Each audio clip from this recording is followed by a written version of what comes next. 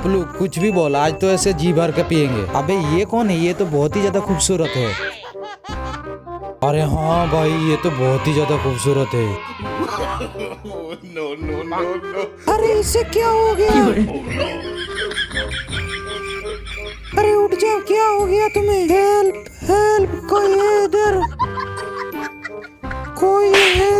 Please इधर help करो। अरे दीदी क्या हुआ? क्यों चिल्ला रही हो? उसके मुंह में हवा भरो, वो होश में आ जाएगा। दोस्तों ये लड़की उसके मुंह में हवा भर दे उससे पहले तुम लोग वीडियो को लाइक और चैनल को सब्सक्राइब कर दो। अब तेरे को दिन में भी सपना आने लगा है।